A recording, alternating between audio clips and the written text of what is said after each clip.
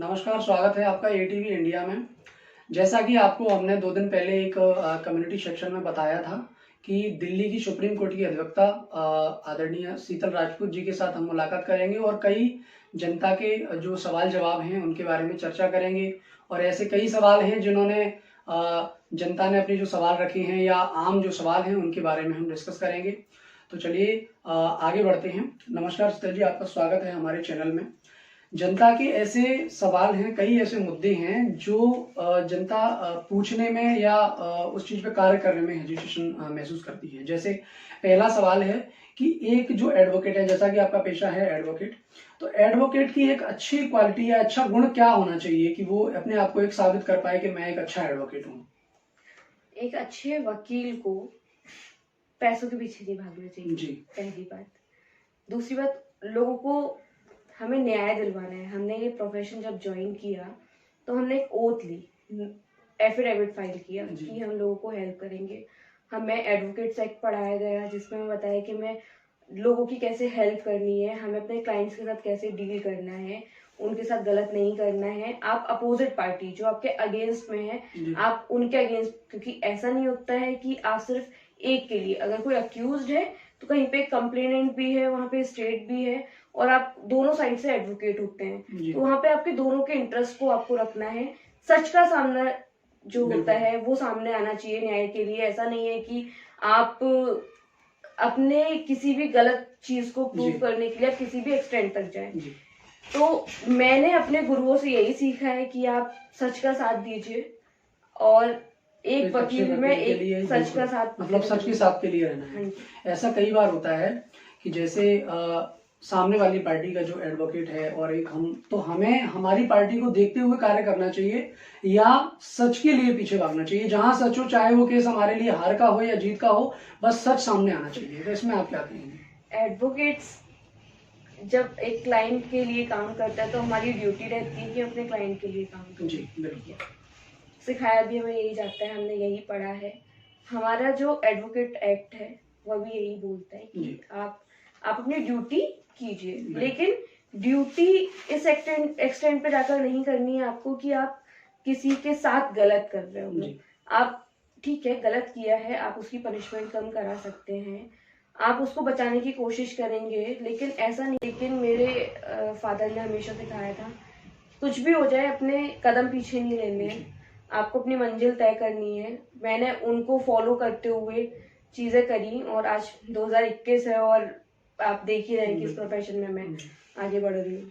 आपने ऐसा हमें सुनने में आया और काफी आपकी जानकारी है कि महिलाओं को और बच्चों को आप शिक्षा के प्रति और अपनी आवाज उठाने के प्रति आप काफी जागरूक करती हैं। तो इसके पीछे आपका क्या उद्देश्य रहता है? मैं जब अपने आसपास देखती हूँ, तो मैं अपने परिवार में देखती हूँ कि वहाँ पे लेडीज पढ़ी लिखी नहीं है, सिर्फ घर के काम कर रही है। किसी गांव में जाके देखती हूँ जब, तो लगता है कि मतलब ये सिर्फ काम करने के लिए बनी है। वो अपने परिवार में जितने भी मेल जो लोग हैं उन लोगों को, वो लोग उनको सुनाते हैं, वो काम भी करती हैं, उनको ऐसे दिखाया जाता है कि वो सिर्फ इसीलिए बनी है। तो मुझे लगता है कि ठीक है, जरूरी नहीं है कि आप बाहर जाके काम करिए, लेकिन आपका पढ़ा लिखा होना बहुत जरूरी है। ऐसे अगर मैं इंसिडेंट्स देखूं तो मैं अपने फादर का इंसिडेंस देख सकती हूँ कि फादर की डेथ के बाद अगर कोई घर में पढ़ा लिखा नहीं होता तो चीजें संभालना बहुत मुश्किल होती। तो इसलिए भी मुझे लगता है कि एक महिला का पढ़ा लिखा होना बहुत जरूरी है, उसको अपने पैरों पे खड़ा होना जरूरी है, इसलिए बच्चों को पढ़ाना चाहिए।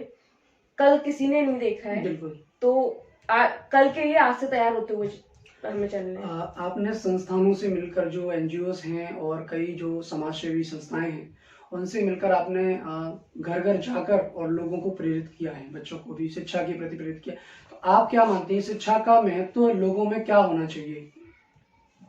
शिक्षा के महत्व को लेके हमारे समाज में जितनी गंदगी फैली हुई है उसका रीजन है लोगों में शिक्षा का अभाव। जब मैं देखती हूँ कि आसपास के लोग पढ़े लिखे नहीं है तो उनकी सोच कैसी है। जब उनकी सोच अच्छी नहीं होगी तो आपका समाज खराब होगा, आपका समाज खराब होगा, आप उसी समाज से बिलोंग करते हैं, आपकी सोच भी खराब होगी। जब तक आप अपने समाज को पढ़ाएंगे नहीं तब तक आपके समाज में सुधार नहीं आएगा। जितने भी क्राइम्स होते हैं, आप देखेंगे ज्यादातर क्राइम्स जो होते हैं वो इलिटरेट लोग जो होते हैं वो करते वही हैं, करते हैं। ठीक है। व्हाइट कॉलर क्राइम की बात अलग है, वो सब पढ़े लिखे होते हैं, वो सारा प्लान्ड होता है।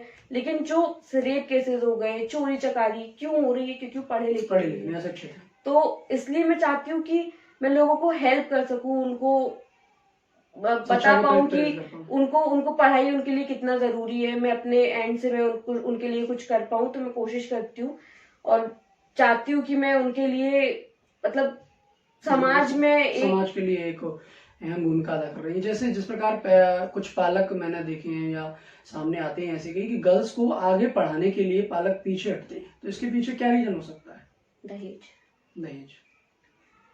लड़कियों के साथ हमारे समाज में दहेज प्रथा बहुत खराब है। कोशिश की गई इसको बंद किया जाए, लेकिन ये नहीं हो सकती है।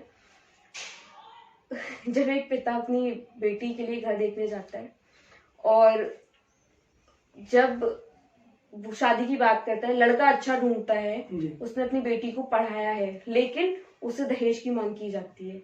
बोलते हैं कि मैंने अपनी बेटी को पढ़ाया भी है और मैं दहेज भी दूं, मैं इस काबिल नहीं हूँ। तो वो सोचता है कि अगर शादी अच्छे घर में करनी है, मैं अपनी बच्ची को नहीं भी पढ़ाऊंगा, पति अच्छा होगा उसका, तो वो उसको संभाल लेगा, उसको उसका खर्चे उठाएगा, उसको खाना पीना देगा, ठीक है। तो ये एक रीजन रहता है उनका कि दहेज उनको देना पड़ेगा, इसलिए वो अपने बच्चे को पढ़ाने से डरते हैं। हर कोई फैमिली इतनी साउंड नहीं होती कि बच्चे को पढ़ा भी पाए, अपनी बेटी को पढ़ा भी पाए और उसके बाद उसको दहेज भी दे पाए।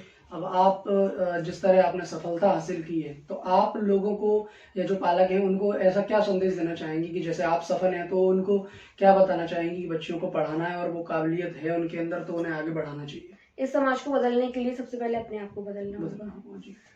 तो अगर आपको दहेज प्रथा खत्म करनी है, तो सबसे पहले एक लड़की के फादर को बोलना होगा कि मेरी बेटी चाहे बिना शादी के रह ले, लेकिन मैं दहेज नहीं दूंगा, ठीक है। ये एक, और आप अपनी बेटी को इस काबिल बनाइए, किसी को किसी की जरूरत नहीं होती है। अगर एक लड़की काबिल है, वो अपना पढ़ लिख गई है, अपनी नौकरी करती है, अपना जो भी उसको पैशन है उसको फॉलो करके अगर वो अर्निंग कर रही है, उसको किसी की जरूरत नहीं है।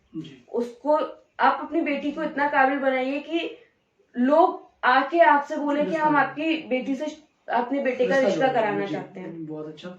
सर्वोच्च न्यायालय के वरिष्ठ अधिवक्ता हैं वी शेखर जी और पंकज शर्मा जी, आप उनसे काफी प्रेरित रही हैं, तो उनके बारे में आप क्या कहना चाहेंगे? बहुत दुख के साथ बताना पड़ रहा है कि वी शेखर सर का इस अप्रैल में देहांत हो गया कोविड में। पंकज सर और वी शेखर सर ने हमेशा मुझे सपोर्ट किया, अपनी बेटी की तरह मुझे हमेशा सपोर्ट किया है। और मुझे लगता है कि ऐसे गुरु हर किसी को मिलने चाहिए। हमारा जो एक तो पुरुष प्रधान जो समाज है, जो देश है हमारा, उसमें ऐसे गुरुओं का मिलना जो लड़कियों को मोटिवेट करते हैं कि आप आगे बढ़िए, ऐसे गुरु सबको मिलने चाहिए। फेसबुक पर मैंने आपकी एक तस्वीर देखी थी, उसमें आपने लिखा था कि एक बार वकालत से इश्क करके देखना, तो तलवार का मुकाबला भी आप जो है कलम से करने लगोगे। तो इसके पीछे आपकी क्या मतलब क्या उद्देश्य था ये लिखना और ये तस्वीर पोस्ट करना? मुझे ऐसा लगता है कि जहाँ मैं 4 गालियां दूंगी, वहां मैं एक कंप्लेंट लिख के पुलिस में दूं, बाय पोस्ट भेजूं, उस पर एक्शन होगा, वो ज्यादा अच्छा होगा मेरा अपना खुद का मुंह खराब करने। लेकिन कभी कभार क्या होता है, स्पॉट पे एक्शन हो जाते हैं, जैसे किसी ने थप्पड़ मारा, तो अब वो वहां थप्पड़ का इंतजार करेगा या पुलिस कंप्लेंट करने जाएगा? तो कभी कभी एक्शन अपन को आप लॉ हमारे समाज में क्यों बना है कि हम क्राइम को खत्म करने की जब हम एक तरफ बात कर रहे हैं, और मुझे कोई किसी ने थप्पड़ मारा, मैं भी उसको थप्पड़, ऑब्वियस है, बहुत ऑब्वियस है कि मेरे को गुस्सा आएगा, मैं भी उसको बराबर से मारूंगी। लेकिन मैंने उसको मारा, उसने मुझे मारा, तो लड़ाई तो उतनी कंटिन्यूस चलती जाएगी, लड़ाई बढ़ेगी। बेटर है कि अगर ठीक है आप बोलेंगे कि लीगली चीजों में जाने में टाइम लगता है, अगर सब यही सोचने लगे तो फिर लॉ एंड ऑर्डर तो कुछ है ही नहीं, तो आपको फॉलो ही नहीं करना चाहिए। महिलाओं में एक सबसे बड़ी अपने समाज में समस्या है कि घरेलू हिंसा, ये बहुत बड़ा मुद्दा है देश का। और ऐसे कई केसेस हैं जो कोर्ट में जाते हैं, पुलिस प्रशासन में जाते हैं। तो घरेलू हिंसा के कई ऐसे मामले हैं जहां 90% लोग घरेलू हिंसा को झूठा साबित करते हैं। तो आप इसमें अपनी क्या राय व्यक्त करेंगे कि घरेलू हिंसा कितना सही है और कितना गलत? घरेलू हिंसा के बारे में बात करें तो 50% सही है, 50% गलत। मतलब जो इसके केसेस हैं, मुझे लगता है शायद 50% भी नहीं, शायद 30% सही केसेस होते होंगे और 70% गलत। क्योंकि जब भी आप कोई डाइवोर्स केस, ये एडवोकेट्स ही जी अपने क्लाइंट्स को सजेस्ट करते हैं, क्योंकि उनको पता है कि अगर उन्होंने कोई केस लेडी की साइड से नहीं लगाया तो मेल डोमिनेटिंग सोसाइटी होने की जी। वजह से आप अपने क्लाइंट को आप सपोर्ट नहीं कर पाएंगे। जी तो आप ऐसी कुछ चीजें करते हैं, लेकिन इसका मतलब ये नहीं है कि चीजें सही हैं। घरेलू हिंसा होती है, और अगर हम नॉर्थ दिल्ली, मतलब ये नॉर्थ इंडिया की बात करें तो ये बहुत ज्यादा है। UP, MP, Rajasthan, Bihar. जी। महिलाओं के लिए कानून बहुत सख्त बना हुआ है, जैसा कि सब लोगों का कहना है कि लेकिन ऐसे में पुरुष जहाँ है तो वहाँ उनके साथ भी अत्याचार कभी कभार हो बिल्कुल जाता हो है। रहे हैं। तो ऐसे में सही पता लगाना, कानून से उन्हें सही न्याय न मिलना, तो जिसके कारण वो एक क्राइम को अंजाम दे जाते हैं। तो ऐसे में उन्हें क्या करना चाहिए? एक पुरुषों के लिए आप क्या संदेश देंगे कि अगर उनके साथ कोई झूठा आरोप लगा हुआ है तो वो ऐसे में क्या सजेस्ट करोगे आपने? झूठा आरोप लगा हुआ है तो जैसे कई ऐसे केसेस आते हैं, महिलाओं ने, अब जैसे गर्ल्स हैं और गलती चाहे किसी की भी हो, दोषी पुरुष को माना जाता है, आज का जो समाज कहता है। जैसे आप भीड़ भाड़ वाले लेकिन आप इलाके में, इसमें एक चीज ये भी देखिए कि ऐसा जरूरी नहीं है कि पुरुष को गलत बोला जाता है। जी सारे एलिगेशन लड़की पर लगते हैं। आज भी हमारा समाज वही है कि अगर मैं बाहर जाती हूँ, लेट नाइट तक बाहर हूँ और मेरे साथ कुछ गलत हो जाता है तो तुम लेट नाइट तक बाहर क्यों थे? ये क्वेश्चन किया जाता है। तो हम ये नहीं बोल सकते हैं कि लड़के की गलती है, लड़की की गलती है। गलतियां हो सकता है म्यूचुअली हो, ठीक है, दोनों की हो सकती है। लेकिन हाँ, मैं मानती हूँ कि लड़कियां अपने आप को बचाने के लिए या किसी को डिमोटिवेट करने के लिए या उसको मतलब अपना बदला लेने के लिए आजकल झूठे केस लगाए जाते हैं। ये बहुत कॉमन हो गया है, बहुत आगे होते हुए भी अभी पीछे हैं। तो ऐसे में आप उन महिलाओं को एक छोटा सा संदेश अगर दें कि वो अपने राइट्स किस तरीके से पहचाने और प्रशासन को वो महत्व देते हुए एक झगड़े को शांत भी कर सकते हैं, तो प्रशासन को क्या महत्व दें? हमारे देश की समस्या है करप्शन। जी, सबसे पहले हमें करप्शन खत्म करना होगा। महिलाओं को और बच्चों को उनके राइट्स के लिए जागरूक करना होगा। हर इंसान को, मैं सिर्फ सिटीजन्स की बात नहीं कर रही हूँ, हर किसी के पास ह्यूमन राइट्स भी हैं और फंडामेंटल राइट्स भी हैं, जिसमें से कुछ राइट्स हैं जो सिर्फ सिटीजन्स को दिए हुए हैं, अदरवाइज राइट्स एवरी पर्सन को है। ठीक है, एवरी पर्सन इट मीन्स कोई भी, प्रत्येक व्यक्ति। ठीक है, तो अगर से हम लोग पढ़े लिखे हैं, हम लोगों को जागरूक नहीं करेंगे तो हमारा पढ़ा लिखा होना बेकार है।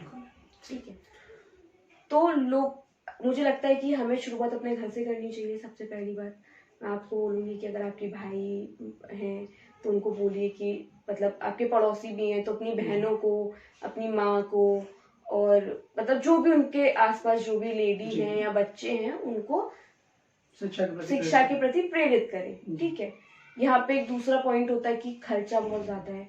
गवर्नमेंट अच्छा काम कर रही है, ठीक है, मैं मानती हूँ कि बहुत अच्छा नहीं कर रही है, पर ठीक है, गवर्नमेंट स्कूल्स हैं और गवर्नमेंट स्कूल में पढ़ाई करवाई जा सकती है। अदरवाइज इतनी सारी एनजीओज हैं, अगर आपको नॉलेज हो तो आप एनजीओ के थ्रू जाके अपनी पढ़ाई कर सकते हैं। जहाँ इच्छा होती है वहाँ राह भी होती है, जहाँ चाह वहाँ राह, आपने ऐसा सुना होगा। तो अगर आप पढ़ना चाहेंगे तो आप रास्ता कहीं से भी ढूंढ लेंगे। तो उसी तरह से अगर मैं बोलूँ तो मैं भी मतलब एक बिजनेस फैमिली से बिलोंग करती हूँ और मेरे घर में कोई, जैसा मैंने बताया, कोई एडवोकेट नहीं है, तो मेरे लिए भी सफर मुश्किल था। लेकिन पहला स्टेप मुझे खुद को लेना पड़ा, तब मुझे जाके किसी ने सपोर्ट किया। मैं, अगर कोई कुछ अच्छा करना चाहता है तो उसके लिए आप खुद से पहले फर्स्ट स्टेप आप खुद लेंगे, तब 4 लोग आके आपके साथ खड़े होंगे और आप 4 लोगों को मोटिवेट भी कर पाएंगे उस चीज से। एक लास्ट सवाल है अपना कि कई पालक अपने बच्चियों को बाहर पढ़ने के लिए भेजने से कतराते हैं, ऐसे में उनके कई सामाजिक सवाल रहते हैं, तो आप उनके लिए एक छोटा सा क्या संदेश देंगे कि वो अपनी बच्चियों को आगे बढ़ने के लिए किसी भी हद तक चले जाएं और उन्हें सफलता के द्वार खोलें? आपको अपने बच्चे पे भरोसा होना चाहिए जी। आप लोगों की बातों में ना आए। ये समाज कभी किसी को भी आगे नहीं बढ़ने देगा, वो आपको भी नहीं बढ़ने देगा, आपके बच्चों को भी नहीं बढ़ने देगा। बेटर है कि अपने बच्चों पे भरोसा करिए, अपने कान बंद रखिए, अपनी आंखें खुली रखिए, अपने बच्चे को समझाइए कि उसको आगे कैसे बढ़ना है, आप उनको सपोर्ट करिए। वो अगर कुछ गलत करते हैं तो उनको समझाइए, और आपको ये नहीं कि अगर कोई गलती कर दी तो अगली बार उसको चांस ना दे। गलतियां सबसे होती हैं, आप लोगों से भी हुई होंगी, मेरे से भी हुई हैं, आपसे भी हुई होंगी, सबसे होती है। इंसान है, हम भगवान नहीं है, तो मुझे लगता है गलतियां सबसे होती हैं। इसलिए आप अपने बच्चे पे भरोसा करके आप उसको आगे बढ़ने दें। चलिए, बहुत बहुत धन्यवाद शीतल जी आपका। सभी दर्शकों को आज हमारी जो मुलाकात है वो शीतल जी के साथ हुई और बहुत अच्छे सवाल जवाब हुए। नेक्स्ट मुलाकात अपनी नई शख्सियत के साथ होगी, तब तक आप सुरक्षित रहें और अपना ख्याल रखें। धन्यवाद।